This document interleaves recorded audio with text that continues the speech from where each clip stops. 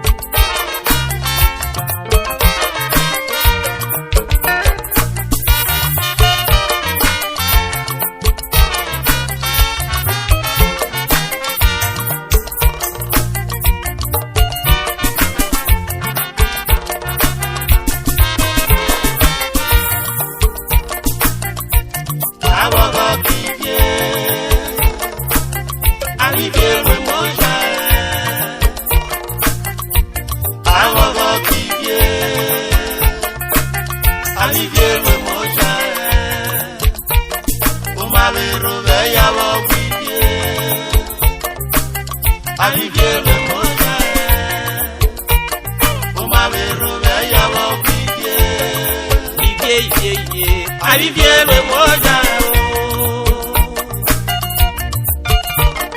o male robenya wo gudie o ekwifie bia we moja aka wano mamukebe awogo kivie Ivie le moja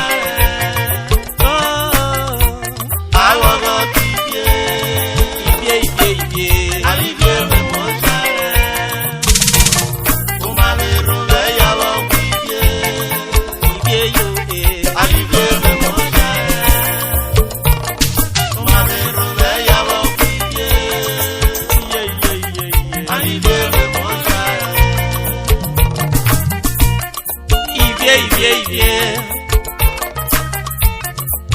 mana wogo kivie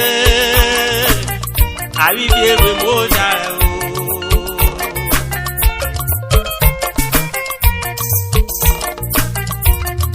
Ivie mana wogo kivie Ivie we moja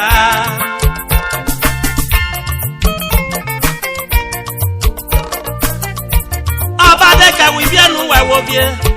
na bebelo ti bien na wo bo we moja Kidio bu mo bien gbo bibire o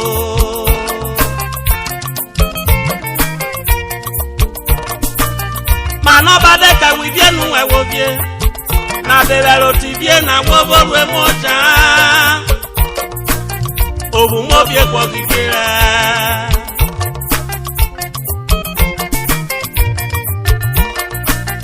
Obiede ke wagigo nu we wonologu na bebelo tagigo na wo bo we moja Obu wonologu pogagigo Hallelujah Obiede ke wagigo nu we wonologu na bebelo tagigo na wo bo we moja Obu wonologu pogagigo nyome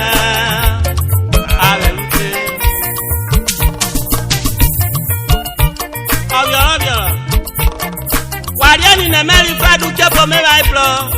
Olobe ronyo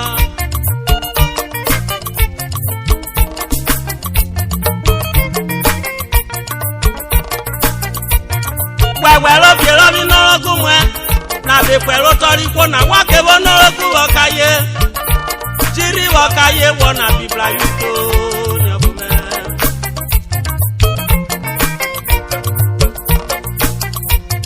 Wewelo bielo mi norogu mwe Na bekwelo torikwo na wakere yo norogu wakaye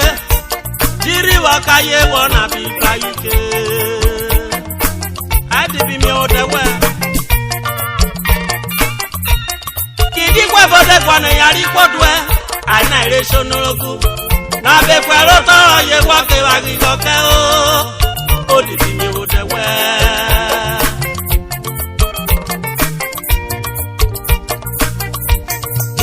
Bode kwa ne yari kodwe Aina iresho norogu Na bekwelo toro ye wake wagigoke Odi bi mi odewe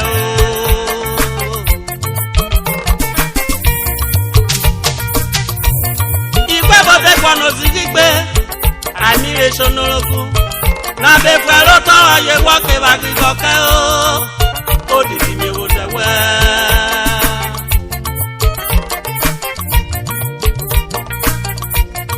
igwe bode gwani wayo vie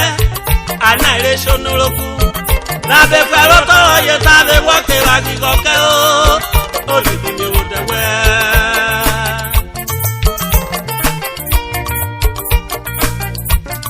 igwe bode gwani wayo vie ana ire shonoloku na be fero toro ye ta be woke agigoke o odidi mi wo dewe you hear am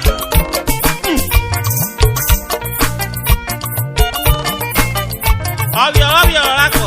Obila.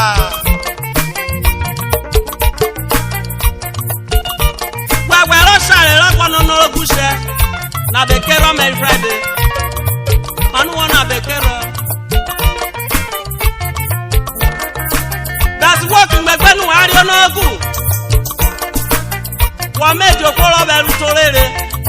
lo gbozigi lo tun yo taworere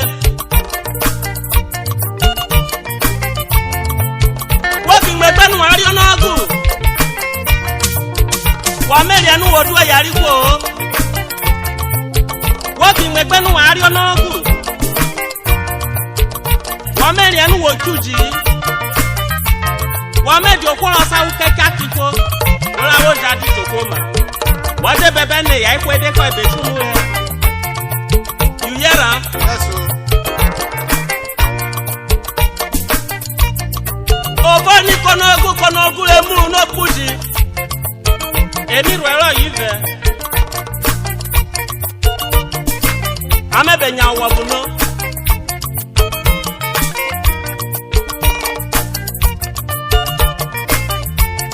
konogu la mere no gwe to mi gbo yo to na bi oye amebi ro yive no emi bi plebe oku no buno Yes, sir. konogu le mu no do yari ko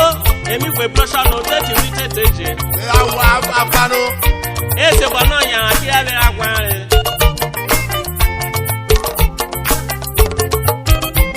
olukuluku bawo ma gbe gburu bawo meje wanu wo eso n'ogu kono wo Jesu e wo se so ma we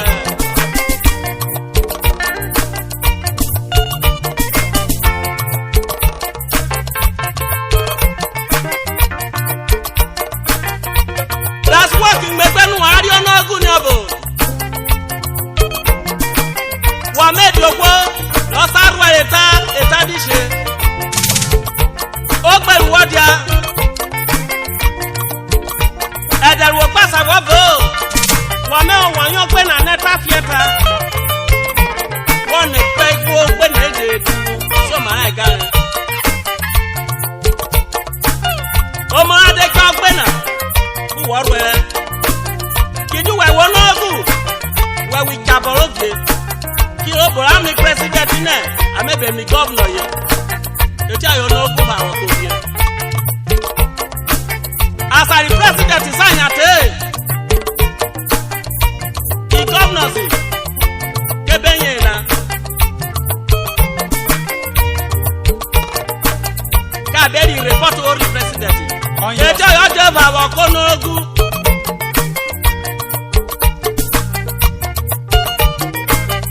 as I work yesterday o baba no gu na ku abere rote neje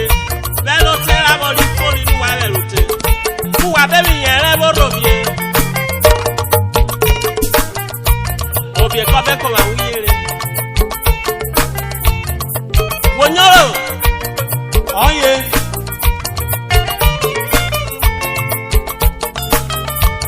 iye na na gbawo bo wanu we so n'ogu akanya wewo this Royal Majesty Richard Ogenaiwo Gaga Ebele Okaefe the first DOBA of Agbara Kingdom Beso keke wagigo Ona be fwe oto weka fwe oto weko Oke wagigo na nkewe Onyo mikewe obie me Wosuto Oka inu ogwe fwero Aidi kibati Owo mwana presi teke wero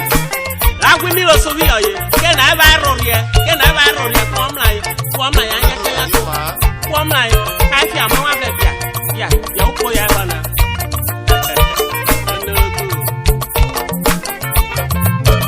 onogu ejoka esike yo bote mo yo in one obagbara kingdom ona no kwoto kwari onogu akege onogu oke odedi magigo kubiyo His Royal Majesty Richard Ogenewo Gaga Epele Okorepe the first oyi kwagi gona biyo beso ki kwagi gona biyo ona be fe oto era kwere po oki kwagi gona biyo onyo mi kawa besike ono ogume agwotu arowire ojinyo mi kawa MDAO Automotos Apiese Road Junction Ugele Delta State Eti Ekoto Yeba Mini Tibo Wabonara Yapeti Ona no shado jirupa Odi tojo kari onogu Agafe oto Egrotech kwa ikobi okore Karego No Western Honorable Chief Joseph Umugere, the Oruba of Orogu Kingdom.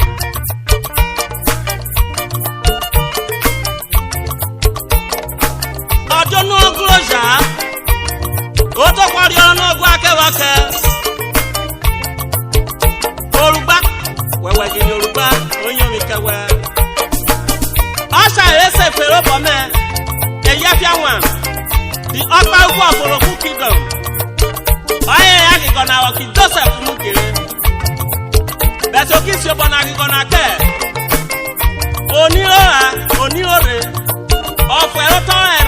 where you kiss your bonagi gonna care. Only we can walk out to Oniomu. I'm about to get. I give me more time. I'm about to get.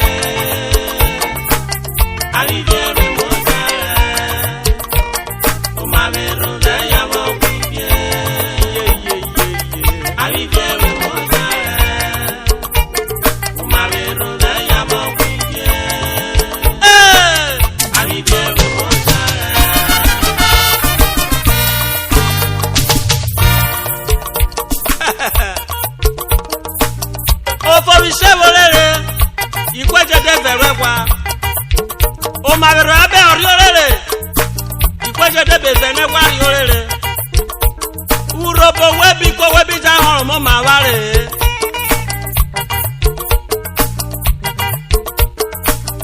Okeye botu dite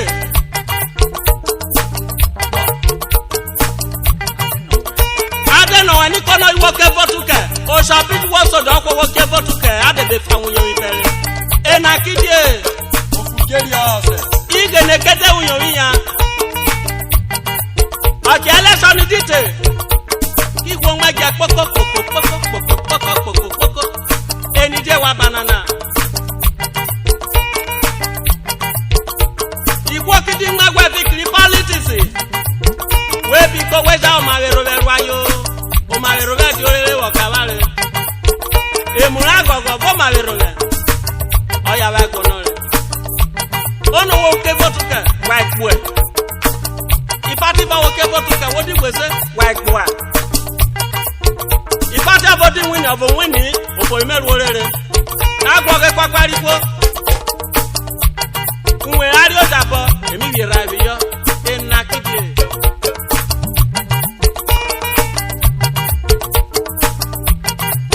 Enyere lo fun we mi. Amegbo ga kudia. Enakide wa banana. Weza ma wero ayo. Ufoma otiore lo kabare. Emurago karago nore. Iye.